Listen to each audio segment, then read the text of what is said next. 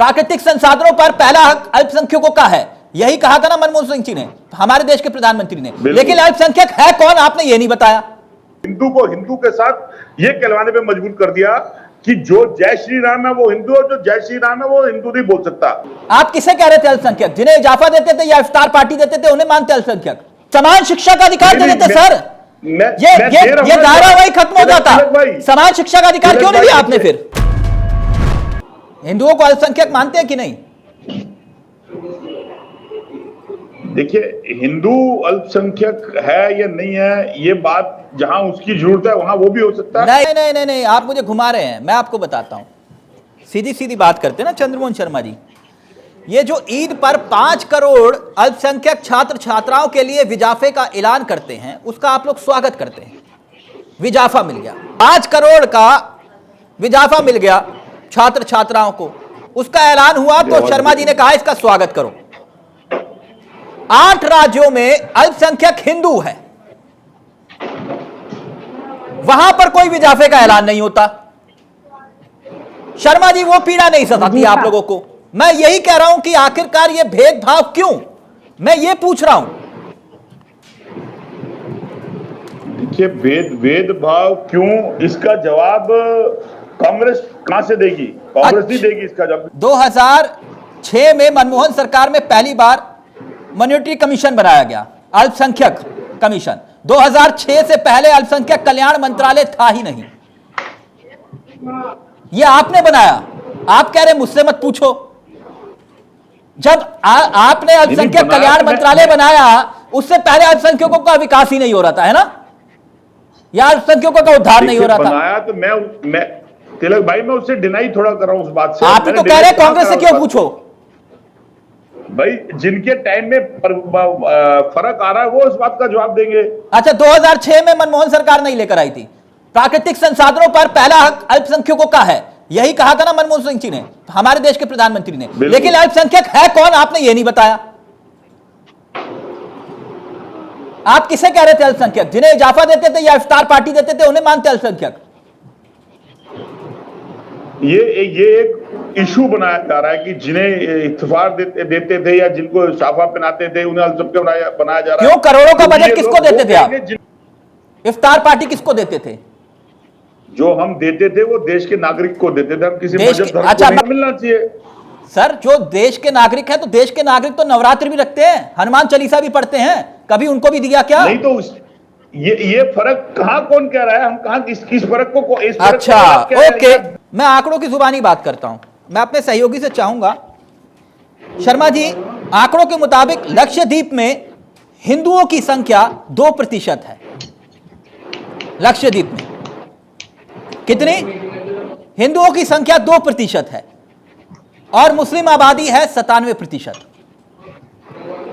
इसी आंकड़ों के मुताबिक मिजोरम में हिंदुओं की आबादी है 3% और ईसाइयों की है 90%। नागालैंड में हिंदुओं की आबादी है 8% और ईसाइयों की 90%। कश्मीर में हिंदुओं की आबादी है 28% और मुसलमानों की आबादी है करीब 70%। मेघालय में हिंदुओं की आबादी 11% और ईसाइयों की 84%। कभी हिंदुओं को आपने अल्पसंख्यक समझा क्या? दूसरे 10 राज्यों में जहां पर हिंदुओं की आबादी कम है, कभी इस विषय में सोचा आप लोगों ने? चंद्रमोहन शर्मा, मैं देता हूं जवाब, देता हूं। ये तिलक भाई, ये क्या है? दिख रहा है मेरा ये लिखा हुआ? आप इसे 9 भी समझ सकते हैं और 6 भी समझ सकते हैं सर। 6 नहीं, आप घुमा देंगे तो 9 बन जाएगा और ये अब 9 हो जाएगा जी। मैं आपको जिस चश्मे से आप देख रहे हैं, मैं भी उसी चश्मे से देख रहा हूं। 6 इसलिए मैं बताता हूं। जब वाजपेयी जी की सरकार थी और वाजपेयी के टाइम के अंदर एक टाइम ऐसी भी सरकार थी जिसको भाजपा ने सपोर्ट करके चलाया था, तब ये 6 था। 6 क्यों था? क्योंकि उस समय की राजनीति के अंदर तुष्टीकरण का बेनिफिट इस सत्तारूढ़ सरकार को था। आज जब 2014 के बाद प्रचंड बहुमत मिला और सरकार ने 80-20 का खेल खेल के एक मजहब एक धर्म की राजनीति के अंदर विकेंद्रीकरण पार्ट के दोहरीकरण कर दिया और हिंदू को हिंदू के साथ ये कहलवाने पे मजबूर कर दिया कि जो जय श्री राम है वो हिंदू, और जो जय श्री राम है वो हिंदू नहीं बोल सकता। आपको 6 दिखाई दे गया, मुझे 9 दिखाई दिया। आप सुन के मेरी बात का जवाब दे दीजिए। चंद्रमोहन शर्मा जी, मैं वही तो आपसे कह रहा हूं कि आपको ये अल्पसंख्यक क्यों नहीं दिखाई दिए 10 राज्यों में। 2005 में केंद्र सरकार ने भारत में मुस्लिम समुदाय के सामाजिक, आर्थिक और एजुकेशन हालात को सुधारने के लिए जस्टिस सच्चर कमेटी का गठन किया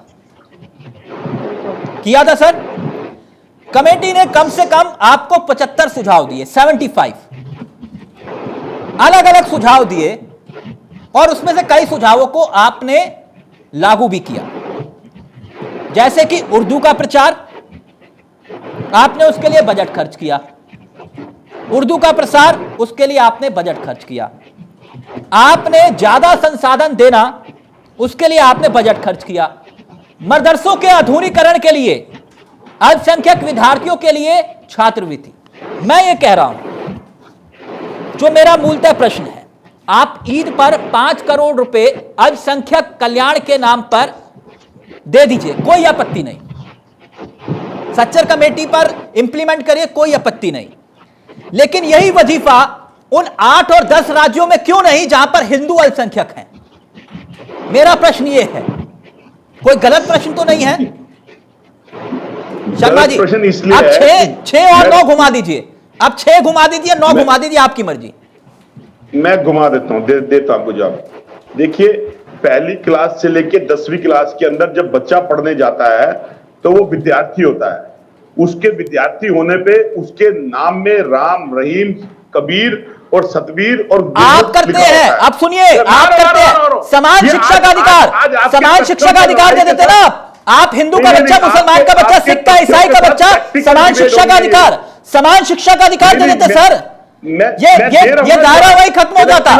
समान शिक्षा का अधिकार क्यों नहीं दिया आपने? फिर आप अपना डिफेंस करिए, मैं अपना डिफेंस करूंगा। तो सर मैं वही कह रहा हूं ना, समान शिक्षा अधिकार दे देते अगर सारे बच्चे एक बराबर आपके लिए। तो तिलक भाई, आप अपना डिफेंस करेंगे, मैं अपना डिफेंस करूंगा। देखिए, मैं क्या कह रहा हूं कि जब क्लास में एक बच्चा गया तो वो अध्यापक के लिए विद्यार्थी था, उसका नाम नहीं था। नाम उसका कब था? जब उसकी अटेंडेंस के लिए पूछा गया।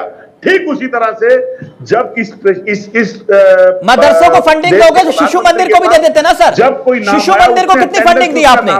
शिशु मंदिर के नाम पर कितनी फंडिंग दी आपने? शिशु मंदिर के नाम पर कितनी फंडिंग दी आप बताइए ना। खालसा स्कूल के नाम पर, खालसा स्कूल के नाम पर कितनी फंडिंग देते हो आप देते हो खालसा स्कूल के नाम पर, शिशु मंदिर के नाम पर देते हो सेंट थॉमस नाम पर किसी स्कूल को देते हो फंडिंग आप?